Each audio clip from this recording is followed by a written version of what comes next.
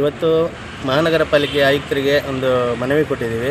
ಕಾರಣ ಏನು ಅಂದರೆ, ರಾಗಿಗುಡ್ಡದ ಕೆಲವೊಂದು ಏರಿಯಾಗಳಲ್ಲಿ ಚರಂಡಿ ಮೇಲೆ ಮನೆ ಕಟ್ಕೊಳೋದು, ಹಾಗೆ ವಾಹನಗಳು ಹೋಗಲಿಕ್ಕೆ ದಾರಿನೇ ಇಲ್ಲದೆ ಸೀಟ್ ಹಾಕ್ಕೊಂಡು ಮುಂದೆ ಒತ್ತುವರಿ ಮಾಡ್ತಾ ಬರ್ತಾ ಇದ್ದಾರೆ.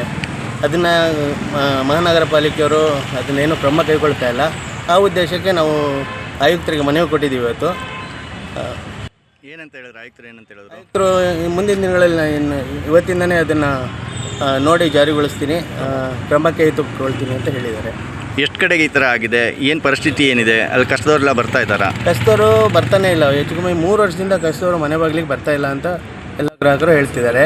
ಕಸದ ಗಾಡಿ ಆಗಲಿ, ಆಮೇಲೆ ಗ್ಯಾಸ್ ಗಾಡಿ ಆಗಲಿ, ಯಾವುದೂ ಅಲ್ಲಿಂದ ಓಡಾಡೋವಂಥ ವ್ಯವಸ್ಥೆನೇ ಇಲ್ಲ. ಒಂದು ಆಟೋ ರಿಕ್ಷಾನ ಯಾವ್ದಾದ್ರು ಒಂದು ಪೇಷಂಟ್ ಅರ್ಜೆಂಟಾಗಿ ಹೋಗ್ಬೇಕಂದ್ರೆ ಆಟೋ ರಿಕ್ಷಾ ಸಹ ಅಲ್ಲಿಂದ ಒಳಗಡೆ ಹೋಗೋಕ್ಕಾಗಲ್ಲ. ಆ ಥರ ಒಂದು ರಸ್ತೆ ಇದಾಗಿದೆ. ರಸ್ತೆ ಎಲ್ಲ ಗುಂಡಿ ಬಿದ್ದಿದೆ.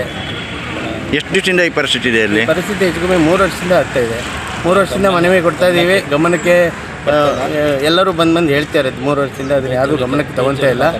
ಹಾಗಾಗಿ ಆಯುಕ್ತರಿಗೆ ನೇರವಾಗಿ ಇವತ್ತು ಮನವಿ ಕೊಟ್ಟು ಇದು ಮಾಡಿದ್ದೀವಿ. ಹೋರಾಟನ ಮುಂದಿನ ದಿನಗಳಲ್ಲಿ ಅದೇನಾರು ಇದಾಗಲಿಲ್ಲ ಅಂದರೆ ಉಗ್ರವಾದ ಹೋರಾಟವನ್ನು ಮಾಡ್ತೀವಿ. ನಿಮ್ಮ ಹೆಸರು ಹೇಳಿ. ಜೀವನ್, ನಗರಾಧ್ಯಕ್ಷರು, ಕರವೇ ಸ್ವಾಭಿಮಾನಿ ಬಡ.